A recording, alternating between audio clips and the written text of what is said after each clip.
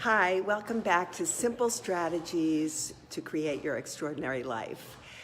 Today I'm going to talk about a subject that I know personally a lot about, and that's being overwhelmed.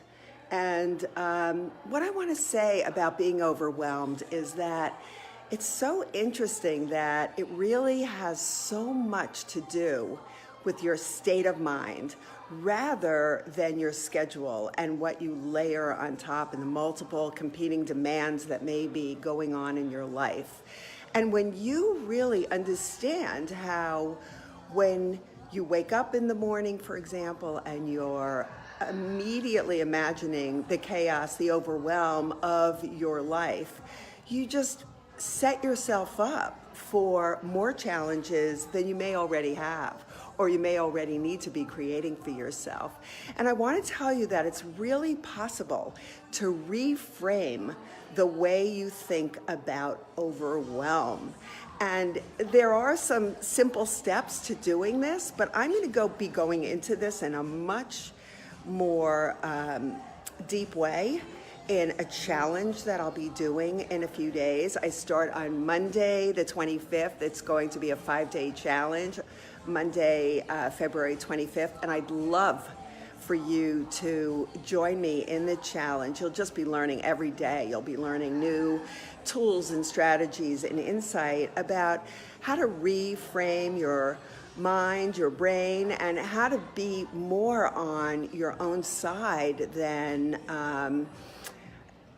sabotaging yourself and sabotaging what your day could be like and the joy that you could be having in your life. I know I used to start out my day by thinking about everything that I needed to do rather than really being grateful for what I have and being grounded. And if you just so I'd like to just give you one little strategy for today, and that's just think about what your day is like and think about how you think about it. What comes to your mind when you're thinking about your day? Are you worried about what's to come? Are you dreading certain conversations or meetings or appointments? Or are you framing it in a way that you're actually supporting yourself and maybe even looking forward to what you have to do? It so starts in the mind. And the way you could shift your mind is first by taking a look at the way you speak to yourself.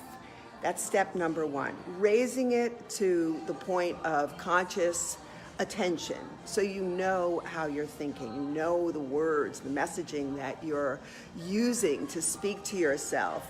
And then if you find that it's not really serving you, it's not really supporting your best possible day or next few hours, then think about how you could say something like that really takes into consideration that maybe your day is going to go far better than you think, or maybe you're going to be able to take more pleasure. In fact, if you set yourself up to believe that this day I'm going to move through this day with grace and ease, rather than starting out your day by waking up and saying, I'm going to be overwhelmed today. I have so much to do. I'll never get it all to happen in a way that feels good to me. If you calm yourself, take a look at what you're saying, and then maybe reframe it by saying, I can handle this. I can move through my day with greater grace and ease. And then maybe repeat that to yourself when you find yourself getting overwhelmed. And it takes a while. You don't want to say something and then just have it be meaningless. But if it really feels resonant with you, or to you rather, or if you can get a glimpse of what's good about your day, and shift your mind also in terms of what it is that you're grateful for, rather than thinking about all the things that just heighten your anxiety or your experience of overwhelm.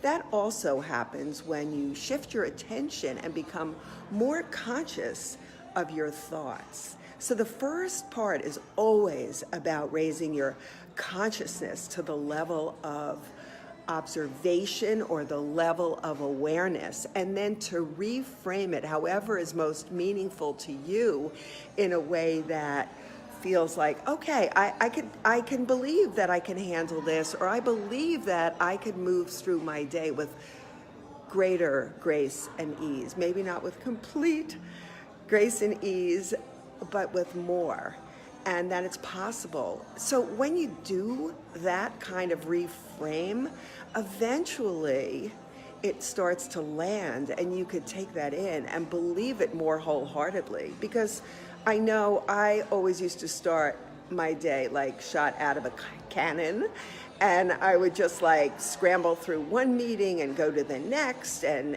just layer, and muscle my way through. And I've learned that that doesn't serve me, and that doesn't serve the people in my life that I either love and or work with. So I've learned how to, no matter how full my day might be, to find the space to calm down and to reframe that I'm going to take joy out of today. I don't want another day to slip away. You know, the truth is that none of us know how much we have left in this life. It doesn't matter what your age is. And it behooves all of us to move through our day with more pleasure, having more fun, having more joy, and not just saying, well, that'll happen when this happens, or that'll happen tomorrow, or in a week from now, or when I go on vacation, or when I have. All of that is not so. The truth is, it happens when you decide that it's going to happen, and it's in your power. And I'm going to be going into this in much greater depth and giving you so many tools that you could use. Some will resonate with you in a powerful way, maybe more so than others, but you'll get substantial strategies out of coming to this challenge. So I challenge you to come to my challenge, which starts